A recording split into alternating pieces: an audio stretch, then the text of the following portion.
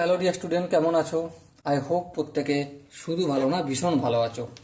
স্ক্রিনের ওপর একটা প্রশ্ন দেখা যাচ্ছে, তাই না? প্রশ্নটা কি বলেছে দেখো, বলেছে যে এ বি সি ডি সামান্তরিকের A B equal to 2x plus 3 সেমি, বিসি ইকুয়াল টু 16 সেমি, সিডি ইকুয়াল টু 11 সেমি, আর এডি ইকুয়াল টু 3y/1 সেমি হলে এক্স ও ওয়াই এর মান যথাক্রমে বলতে হবে।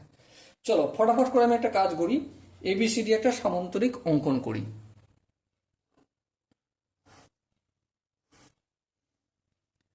এই এ বি সি ডি নাম দিলাম। এ বিটা কতটা বলেছে দেখো, এ বি হচ্ছে 2x+3, বেশ। বিসি কত বলেছে, বিসি মানে এখানটা 16 সেমি, 16 লিখলাম। সিডি কত বলেছে, 11 বলেছে।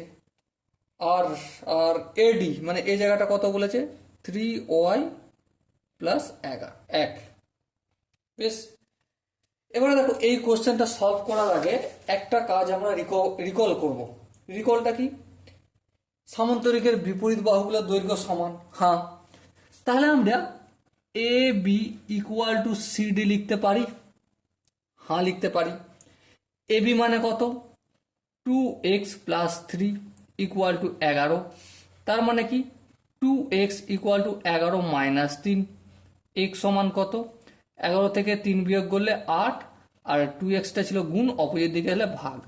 8 থেকে 2 বিয়োগ করলে ভাগ, 2 দিয়ে ভাগ করলে 4 হবে। তো x এর ভ্যালু আমরা 4 পেয়ে গেলাম। ব্যাস। একইভাবে এডি সমান বিসি, হ্যাঁ এডি সমান বিসি। এডি এর ভ্যালু কত, 3y+1।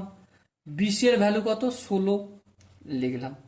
তাহলে 3y ইকুয়াল টু 16 - 1 মানে 15।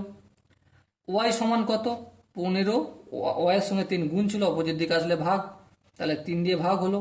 15কে 3 দিয়ে ভাগ করলে 5।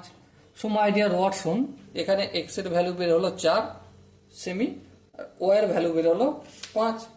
সো এখানে দেখো চারটে যে অপশন আছে তার মধ্যে কোন অপশন ঠিক, অবশ্যই ডি, ডি 4 আর 5। ওকে, আই হোপ এই কোশ্চেনটা প্রত্যেকের বোঝা গেছে। যদি কোনো জায়গায় বুঝতে অসুবিধা থাকে, ডাউট থাকে বা কনফিউশন থাকে, তার জন্য কি করতে হবে, কমেন্টে জানাতে হবে। ওকে, সো ডিয়ার স্টুডেন্ট, দেখা হচ্ছে পরবর্তী সেশনে। ততক্ষণ পর্যন্ত ভালো থেকো, সুস্থ থেকো এবং জয় হিন্দ।